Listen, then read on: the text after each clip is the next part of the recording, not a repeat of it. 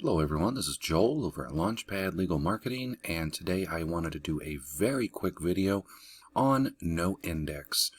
We get this question from time to time from clients and other people that we work with. What is this noindex? So I just wanted to talk about that real quickly.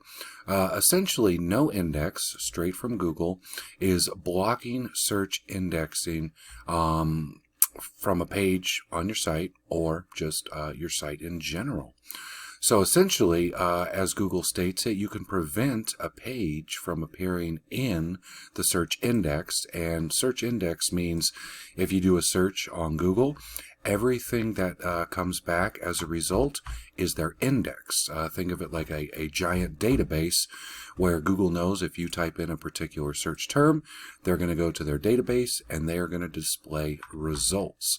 So blocking that is telling Google, hey, this particular page, I do not want to show up here as a result, nor the content on it. Essentially, I don't want this page to be found by anybody searching for any of the information that may be in the page. So easily enough, it is what they would call a meta tag, or a little snippet of code that is placed into the website, as we see here, HTML code that will tell Google and other search engines not to put this into their index. So if you're using a popular website builder like WordPress, it's really simple. You don't have to mess with any code. This is just a sample post that we have. And if you're using a plugin, a software application or add-on to your site, for example, like Yoast, over 5 million active installs, one of the most popular SEO plugins out there. When you are creating your page, you can easily go to advanced and just say, hey, do we want search engines to show this page? No. Simply by clicking no and updating is going to place that snippet of code that Google's referring to into the post. Another popular SEO plugin, if you're using WordPress, is going to be all-in-one SEO. And similarly, you will look for a setting here. Here's your page. You go to advanced and robot settings. So robot, Google is referred to as the robot. Those are the spiders that crawl your website. Use default settings, or more specifically, noindex. And there's a lot of different options that you can look at in terms of no follow, no snippet, no images, but specifically for the noindex, simply checking a box on there and then applying that.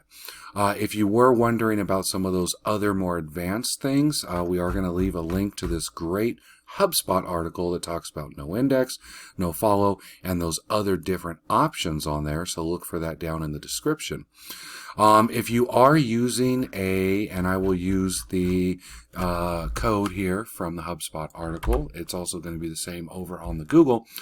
If you're using a different type of web browser where you actually do have to paste code, typically it's going to be a header script or a page script as Google lists it. It's going to be pasted into the pages header. So in that situation, you can take the code and you can paste it in and then save the settings there.